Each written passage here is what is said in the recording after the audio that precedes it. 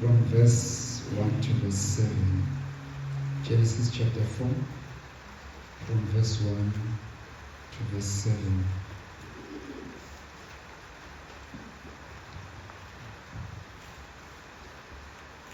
Mase ayitholile ngicela asikhonze uMandlovu ngesizulu. Haleluya. Inzondo kaKhayini ngo-Abele. U-Adamu walala nomkakhe u-Eva. Wayesephumeka wazala uKhayini wathi, "Ngifumene insizwa kuSimakade." Wabuye wazala enye indodana wayiqamba ngokuthi u-Abele. U-Abele wayengumelusi, uKhayini engumlimi. Wathi ngokuhamba kwezinsuku uKhayini waletha kuSimakade umnikelo wezithelo zomhlabathi. U-Abele naye waletha amazibulo emfuyo yakhe wanikela ngezitho zawo ezinomileyo. uSimakade wamnaka u-Abele nomnikelo wakhe, kodwa uKhayini nomnikelo wakhe wakushaya izulu. uKhayini wathukuthela wagana umnwalo, wahwaqabala ebusweni. uSimakade wambuza uKhayini wathi, "Uthukutheleleni na? Unyukuleleni ubuso bakho na? Uma wenza okuhle, awuzukwamukela okuhle yini na? Uma ungenzi kahle, isono sisemnyango siyakunyenyekela. Sifuna wena, kodwa wena sinqobe." Amen. Haleluya.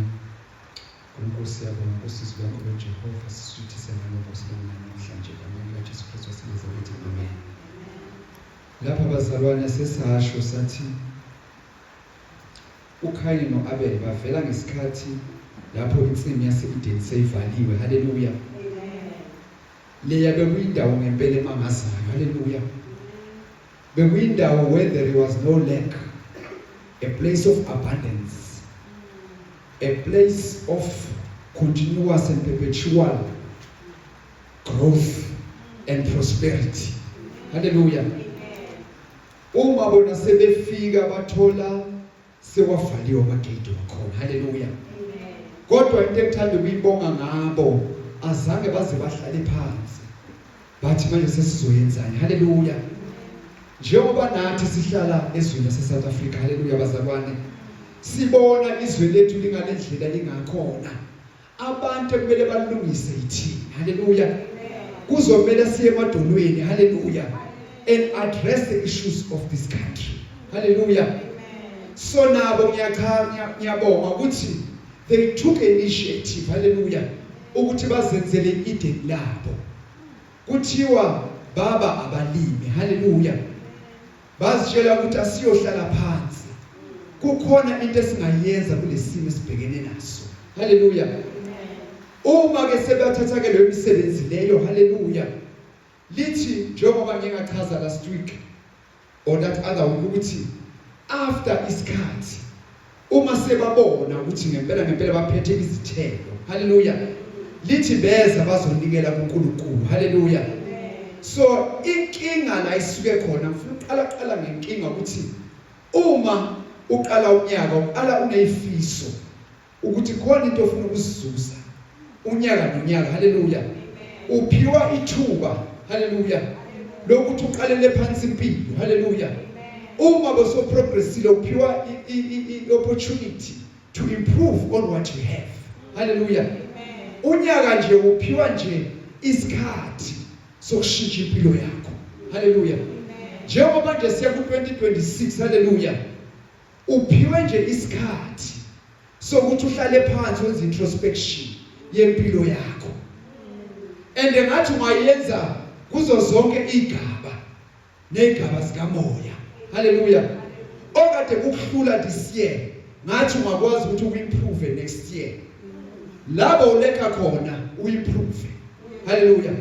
Uma bohlule ukukhuleka, qala mhlambe 2026 uqale ukukhuleka, qala kancane. Haleluya. Uma bonganikeli, qala kancane unikele. Haleluya. You've been given an opportunity to correct. Haleluya. Ama mistake owenzile this year. Haleluya. So ke uma uphiwe lo thuba lelo, my advice to you ukuthi bhekana nempilo yakho, ungabheki impilo kamakhelwane wakho. Ngoba enye into eyabulala uKhayini ukubheka umfowabo. Haleluya. Ukuthi yena umnikelo wakhe wamukelekile. wakazama uzowamukeleke. Haleluya. Kanti bazalwane ikhona vele into ukuthi uma uqala into ngeke uphumelele. Uma uqala into accept ukuthi uzoba nama mistake. Accept ukuthi kuzoba nama failures. Hallelujah. You need to be patient with yourself. Siyoqala unyaka omusha manje. Hallelujah. Uyothola abanye sebahambile sebakushiyile. Hallelujah. Ungabanaki. Hallelujah. Run your own race. Hallelujah. Gijima elakho ibanga. Hallelujah. Ungabanaki ukuthi bayenzani. Hallelujah. Lithi iBhayibheli uthe masekabona lokho ukuthi yena akamukelekanga. Lento leyenzo umfowabo ukuthi umfowabo wonkelekile. Yamphatha kabi. Hallelujah. Kodwa ngithanda amazwi kaNkulunkulu makathi kuye, uma bowenze kahle ngabe nawe wamukelekile. Hallelujah. Indaba bazalwane sekwenzeni. Asiyenzeni kahle. Kuze nathi sizowamukela. Hallelujah. Yonke into oyenzayo uyatshala. Izenzo zakho uyatshala. Yenza kahle. Yenza kahle. Khona nawe uzowamukela. Asenze kahle bazalwane. Sisakhonza inkosi asiyenze kahle. Usahleze ekhaya nomndeni wakho wenze kahle. Usaye emsebenzini usebenza nabanye abantu wenze kahle. Kungathi maphuma ama promotions ikhethwa abanye abantu ufile bad. Kanti wena bofika late uhambe early. Yenza kahle. Hallelujah. Uma abantu bebusiswa ubajelasela. Kanti labantu laba kade benikele. Yenza kahle. Ungayenzele omunye umuntu ifavor. Zenzele wena ifavor. 2026 yenza kahle. Wenzele omunye umuntu ifavor. Zenzele wena kahle. Hallelujah. And la uNkulunkulu ezama khona ukumcorrecta khona. Wahala ukucorrecteka uKhayini. Umuntu empilweni, teach yourself to be correctable. Uma uboniswa, boniseka. Amen. Bonke abantu abaphumelelayo, they were corrected. Because akekho umuntu operfect. Sihamba senze ama mistake endleleni. Uma uboniswa, boniseka. Boniseka. Ngoba uthi lapha ya uNkulunkulu, isono siyangqongqotha emnyango. Uma ungaboniseki, isono siyangqongqotha emnyango. Ngempela sangqongqotha empilweni kaKhayini. Wabulala umfowabo. Umbulala nje umfowabo uhlulekele ukuzicorrecta yena. Ngoba you have nothing to do nempumelelo yomunye umuntu. Nawe uNkulunkulu konke akubekele zona akwezakho. Run your own race. Yasikwazi ukuthi lento le uNkulunkulu ngabele yona le akangabelanga yona. Ngoba bazalwane iqiniso lithi ngeke safana. Ngeke safana. Amen. Ngeke safana. Labantu boyithu bebabalimi. But they have different challenges, different responsibilities. Ngoba lisho kahle iBhayibheli lithi omunye beka umlimi, omunye afuye izilwane. Awafana ama challenges wabo. Nathi empilweni yethu kukanjalo bazalwane. Singasebenza ecompany eyi-1. We have different responsibilities.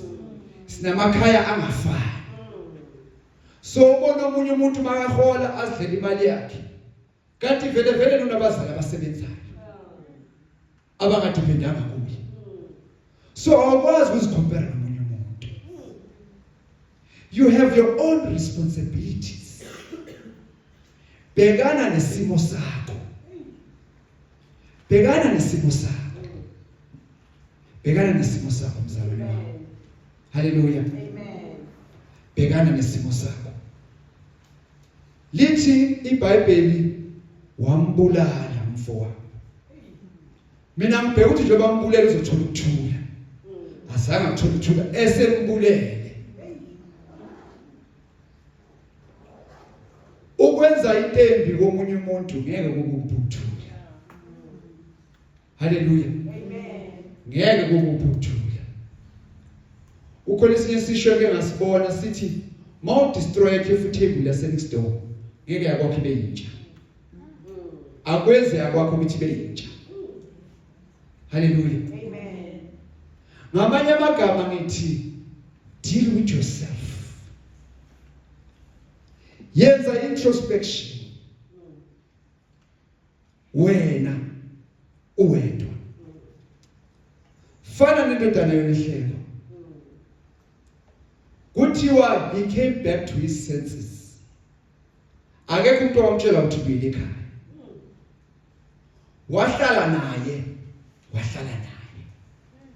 Hlala nawe. Ukhulume nawe. Kuthi Sibusiso Nzimande 2025 into esonesiwe kushayile. Into esosone kushayile.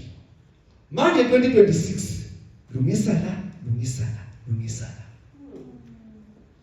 Awenzele omunye umuntu ifavor when you do that. Uzenzela wena. Amen. Mzalwane wami. Hallelujah.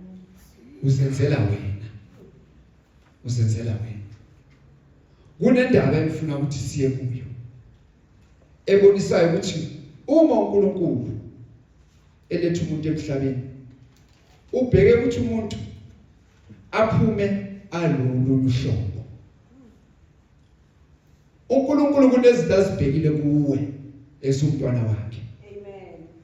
Ukuthi ufike emhlabeni unje awukwazi ukufika ngale ndlela oyiyo uhambe ngale ndlela oyiyo. Hallelujah. It's impossible. Fana noJesu.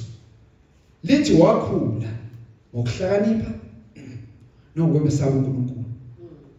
Nangokomzimba wakhula. Hallelujah. Amen. Njengoba ukhula ngeminyaka nasenkosini makube njalo. Khula futhi nasentweni zenkosi. Amen. Yazibona ukuthi bekuhle ukwenza so. Manje sekhona ukwenza so. Uzishayele wena ihlombe, ungameli abantu baze bakushaya ihlombe. Uzibonge wena. Hallelujah. Amen. Namhlanje nje ufuna ukuthi mawuphuma la ube ne-meeting with yourself. Hayi nomunye umuntu. Have a meeting with who? Yourself. Have a meeting with yourself. And my advice to you ukuthi ungamane ukhohlise wonke umuntu emhlabeni. Uyi-one umuntu ongamelanga umkhohlise. Uwe. Ungazikhohlisi.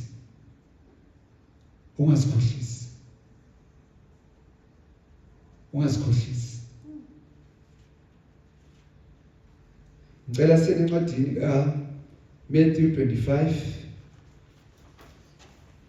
from verse 14. Namhlanje sikhuluma ngendaba nje ukuthi you need to be accountable for yourself. Angiyo ngoba mude bazalwane.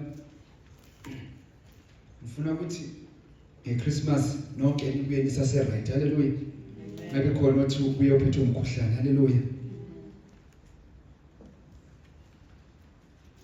This is our last scripture sisifundayo, and after this I will close. Hallelujah.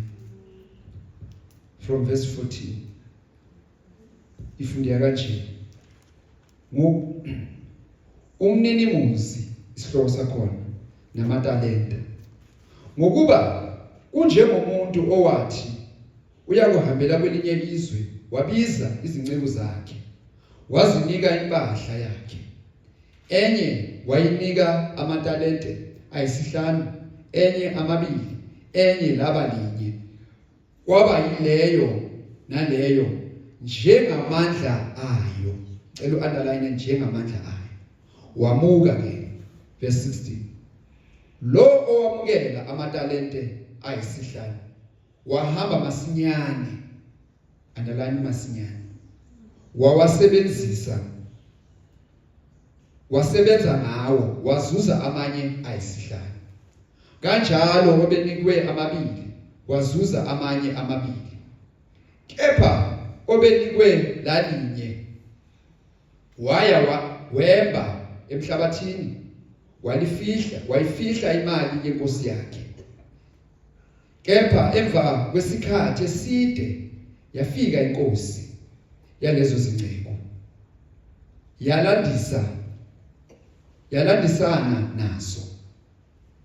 Verse 20. Weza wamukela amatalente ayisihlanu wawaletha amanye amatalente ayisihlanu wathi, Nkosi, wanginika amatalente ayisihlanu. Bheka, ngizuze amatalente ayisihlanu. Cela uma lapho kwamanje. Haleluya. Uthi Jesu uyofana nomuntu obenengcebo enkulu. Wabiza ingcebo zakhe. Haleluya. Ubheka ukuthi ubize wonke umuntu, akekho amshiye ngaphandle. Haleluya. Ngithanda le ndawo lethi, yesilungu lithi he gave them according to their abilities. Le ithi ngokuya ngamandla abo. Haleluya. Amen. Shokuthi onamandla amancane wathola kancane, onamandla amakhulu wathola kakhudlanyana, onamandla amakhulu wathola kakhulu. Haleluya. Amen. Haleluya. Amen. Lithi wase abashiya. Haleluya.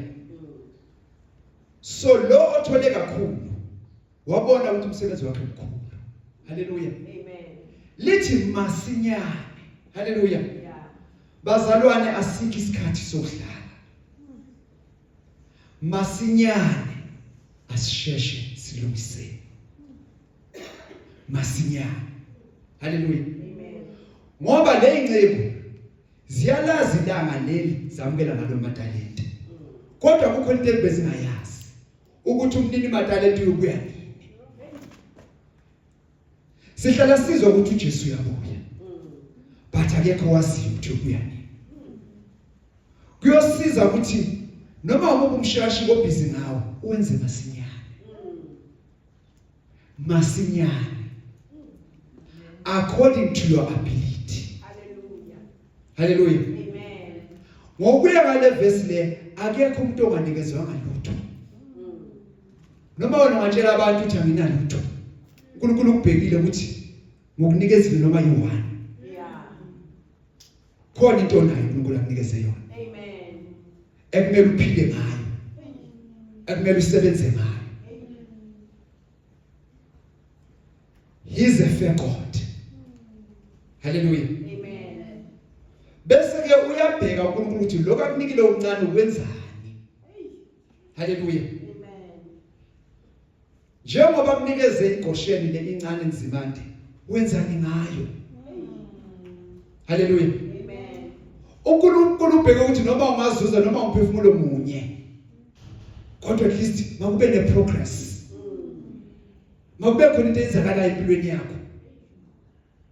Noma ungazuza into eyi1 ngonyaka, uNkulunkulu kwanele lokho. Ucorrect mistake eyi1 empilweni yakho ngonyaka, uNkulunkulu kwanele lokho. Hallelujah. Because kuyabonisa ukuthi you are projecting to go forward.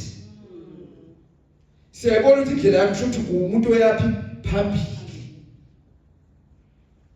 Just one.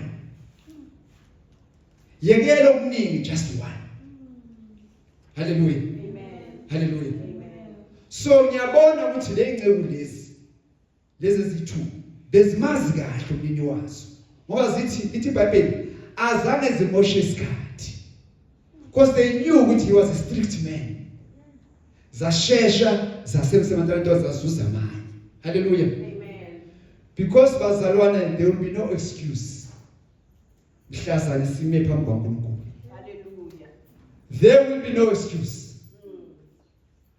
awukwazi kuyofika ngoba mdlovu, awukwazi kuyofika ngoba unzimande. You need to be accountable. Nangempilo oyiphiwe. Uyiphile kanjani impilo yakho? Nangevangeli uNkulunkulu akufelela lona. Umrepresente kanjani uKristu endaweni ohlala kuyo? Ebantwini ophila nabo. Umrepresente kanjani? There will be no excuse. There will be no excuse. Engichaza kakhulu ukuthi yonke uNkulunkulu into akupha yona upha namandla ukuthi uyenze. He gave them the ability ukuthi bakwazi ukuthi amatalente bawasebenzise kanjani. Nenkinga ongena kuzo uNkulunkulu uphila amandla ukuthi ukwazi ukuzinqoba. Lisho njalo iBhayibheli. Singafunda kuCorinthians, ku1 Corinthians. Just ukubasela emazweni wami ukuthi you have no excuse. 1 Corinthians chapter 10 verse 13. Cela nivule kwaseKorinte bokuqala. Ngicela manje bazalwane. Ngicela nje kwaseKorinte bokuqala. Chapter 10 verse 13.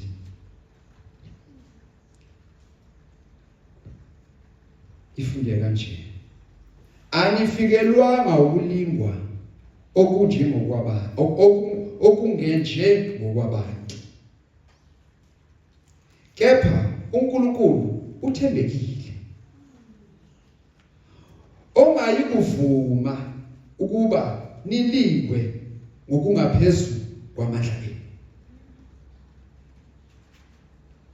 Sichubeke nayo besithi kepha uyakuthi kanye nokulingwa anenzele indlela yokuphepha. Nize nibe namandla okukuthwala. Hallelujah. Kuthiwa according to the scripture uNkulunkulu uyathatha isilimo before akunikeza sona. Uyakubheka kuqala. Asicheck, asifake isilinganisweni. Ukuthi will you be able to handle it? Uma ungakhoni asiyafule to your size. So bazalwane, there will be no excuse. There will be no excuse bazalwane. Ukuthi mina bengakhoni liyashiba lithi ukunikile amandla ukuthi ilimo ohlangana nazo ubhekane nazo. And into engichaza ukuthi usinike sonke.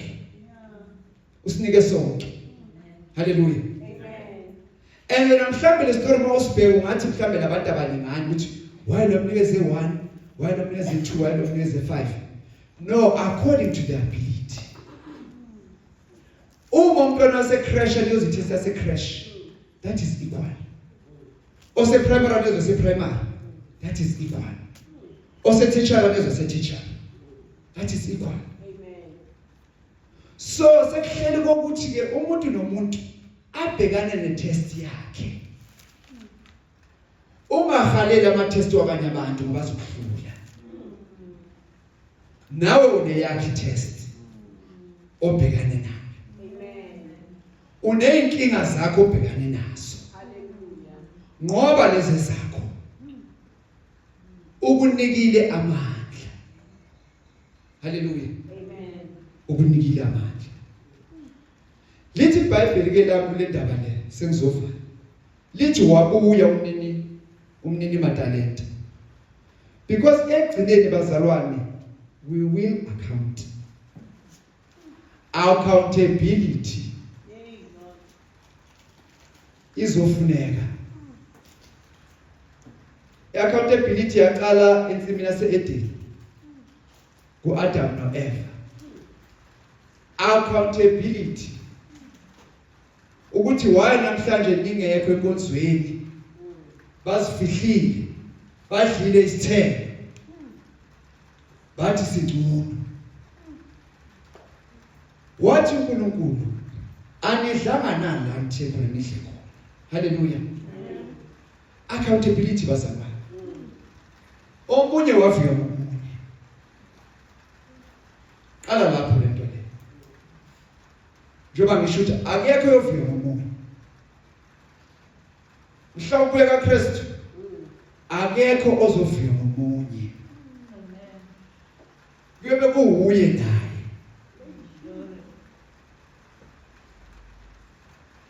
So njengoba sithi uyabuya asilungisele amagwegwe wethu.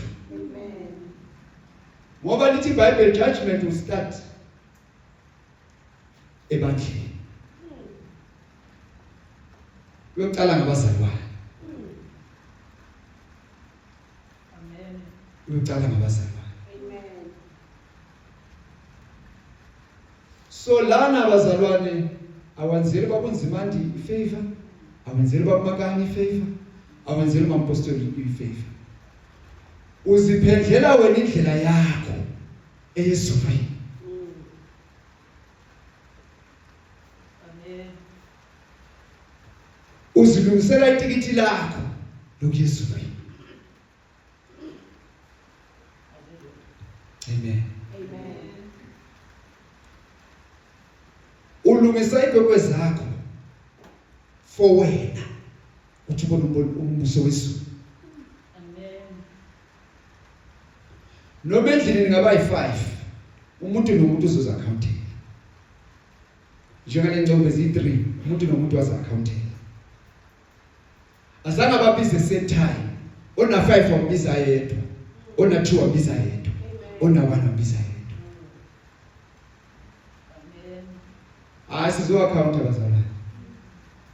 Thanda ukutshela beforehand ukuthi before sicula ama hallelujah we need to account.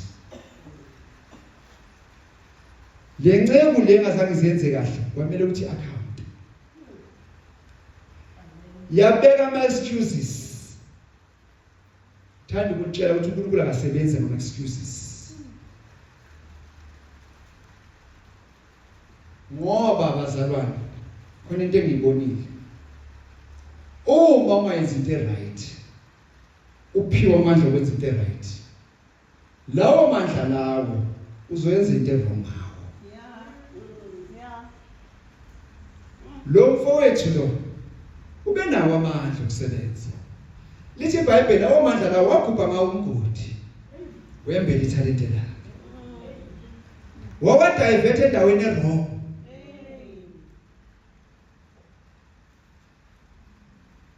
So do yourself a favor. Yenza kahle. Thatha advice uNkulunkulu ayitshela uKhayini athi uma wenza kahle ngeke wamukeleke na.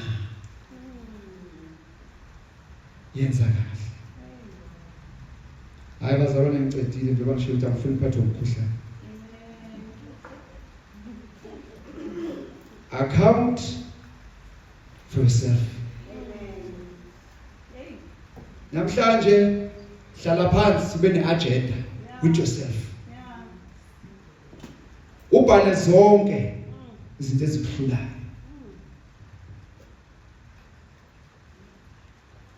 Kancane kancane. Uqala ulungise. Ethi makabuya akuthole ukuthi uyaqualify ngempela. Ngoba siyongena ngemisebenzi yethu. Siyongena ngemisebenzi yethu. Igazi lisiwashile sonke. Kodwa umuntu nomuntu belasebenza indlela yakhe. Usibhadalele sonke. Kodwa ubhekile nje basibhadalele thina sizoyenza. Usibhadalele sonke bazalwane. Usibhadalele sonke.